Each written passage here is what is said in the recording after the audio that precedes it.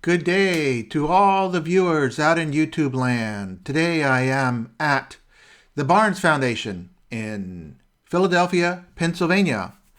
Dr. Albert Barnes was a successful doctor and scientist and businessman, and he used his wealth to collect paintings, mainly from the late 1800s to around 1920.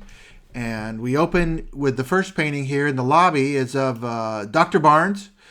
This is painted by Giorgio de Chirico. And Dr. Barnes was assisted by William Glackens to go to Europe and buy all these paintings. And it's an absolutely amazing collection here.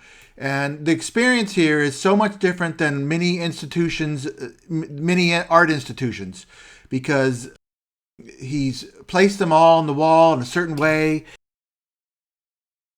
There's no labels on the wall. That's the main thing that you notice, is there's no labels on the wall.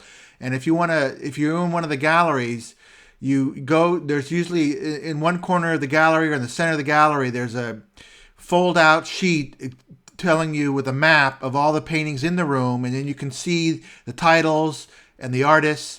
And so it's a very unusual experience, and it's a great experience to have all these paintings together. And the idea is to get immersed in art and appreciate the art, and don't pay attention to labels. If you like a painting, walk over and look about who was the author, who painted it. But this is about art. It should be a visual experience, and it always kind of annoys me when people go directly to the label when you should really look at the art first. And if you like the art, go look at the label. But that's a secondary thing. When you walk into an art museum, the first thing you should do is enjoy the art. How does it affect you? Do you have any emotions? What do you notice? And people get distracted by labels. So I really admire the Barnes for sticking to Dr. Barnes's philosophy on looking at art. So here we are, we've seen some Renoir, here's a Cezanne, and all these things are all mixed. They're different time periods, and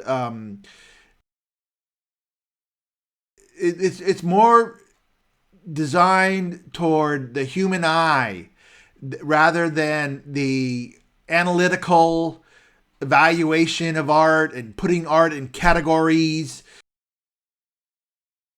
You really want to prepare for that when you come into this museum, because you should just enjoy art for its emotional effect on you. And so here's an early Cezanne. So I'm going to point out some of the painters, but many of them I'm going to leave unidentified. Here's another Cezanne. When I look, and I'm just going to mention some of the things that come to my mind when I look at art, because I think that a lot of people, when they go to art museums, they're not familiar with art and they kind of don't know what to think. So I'm not saying that you should think like I think, but I'm just letting you know how I think when I look at art. Here are some of these Renoir paintings of women.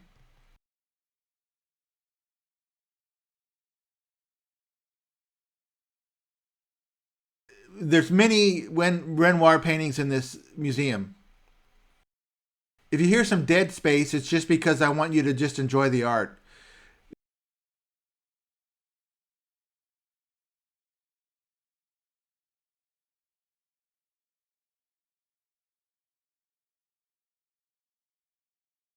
When you see all these Renoirs, one of the first things I think is just how much work this guy did. These guys, and also Cezanne. There are many, many Cezannes here, and you just think, God, these guys worked hard. This guy was just obsessed with painting. And I think there's a quote from Picasso somewhere where he said, it's not so much about Cezanne's art. Sometimes you just think about the obsession that he had with painting. He just was painting all the time. And you see many examples here. Here's these card players. This is a great painting, and I like to focus in on the painting and kind of eliminate the frame so that, because you really get immersed in the painting, and I try to do that as much as I could. I can only get so close to these because obviously you have to keep 18 inches away from the painting. Remember, here's another gallery here. We're on the first floor. This video is going to be on the first floor only, and I'm going to make another one of the second floor. Here's a Van Gogh. This was done when he was in Paris.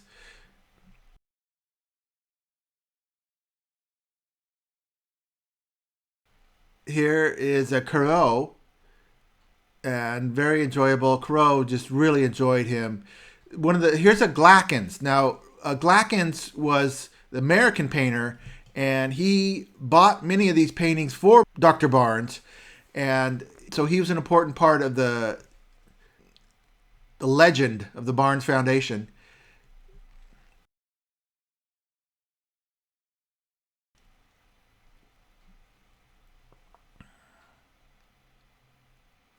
Here is a Manet. Now, one of the things I want to mention is about the rooms. They all have this kind of yellow ochre background fabric behind the painting, so it creates a very warm room. So that is something to think. I did adjust the colors as much as I could in the editing app. Here's a Delacroix.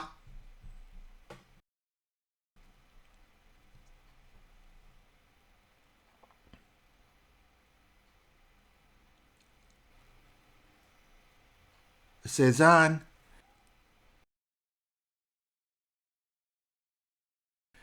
Here's a great Van Gogh.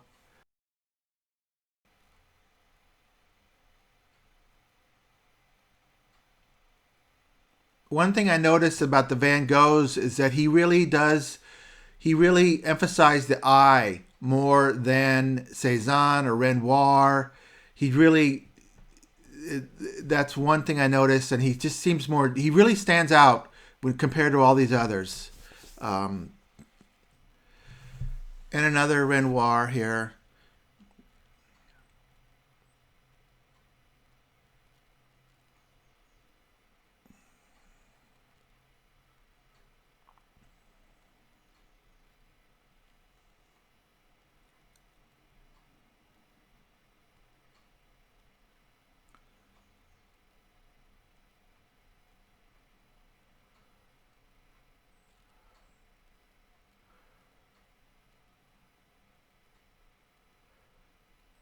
Renoir, of course, did much more different types of people, and this is kind of a setting of people, which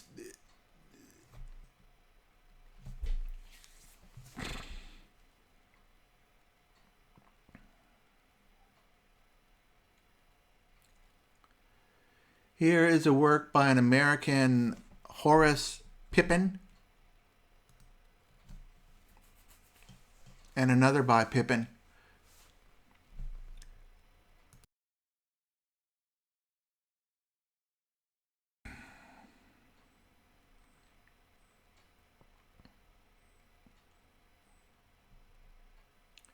Here's another Glackens.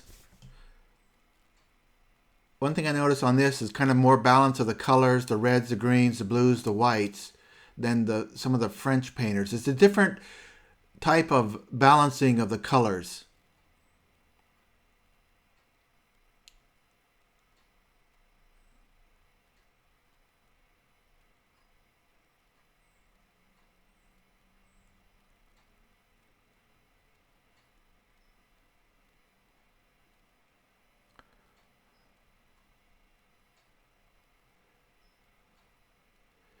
And also, like, Renoir would never do a smile like that. That's an American quality here.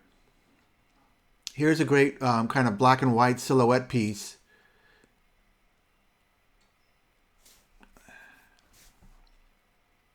Here is a Giorgio de Chirico. It's got that thing in the middle of the white and black as an eye. Here's a Marie Laurencin drawing. And, any of these, if I don't identify it, you can go to the Barnes website. They have all of the paintings and all of the painters and creators of this artwork. So here is a Modigliani. I really like this one. I've been reading a biography of Modigliani, and he's got the kind of yellowish skin, and then this white, and then black and purple. It's just a great color combination. Really pleasing to the eye. Here's a soutine. Now, there are many chain soutines here. Here's a couple of Matisses. And next to it is a Picasso. Back to Matisse.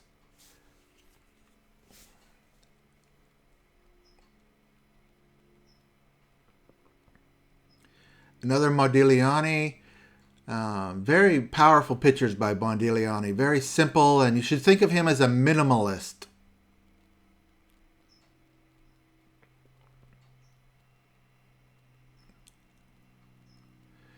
Picasso, on the right there, it's interesting, this Matisse, and when I was looking at this one, I was just thinking, like, look at the crazy leaves, the green leaves on this. They're just so strangely done, but Matisse goes with it, and he makes, I like it, but it's very strange composition. There's a Cubist picture there by Picasso, back to an early Matisse. And here's a chain soutine, and he was pretty crazy life for this man, and sometimes it's hard to look at him. Look at these hands. It's really, I gotta say, that is difficult to look at for me. Here's a Degas.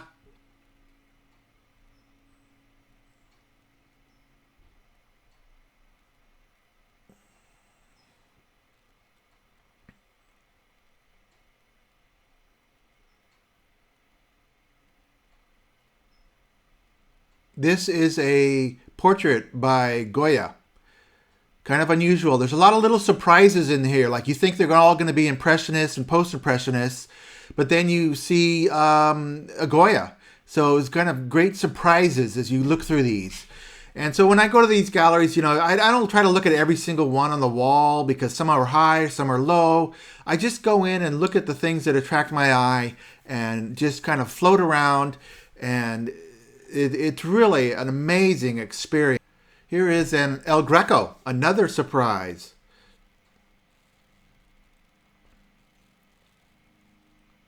Here's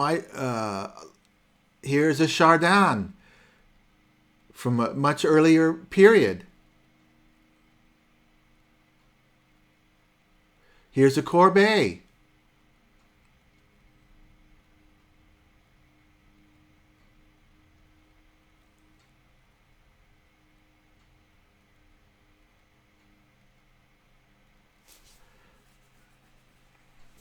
And here is, jumping ahead almost another generation or two, is Gauguin.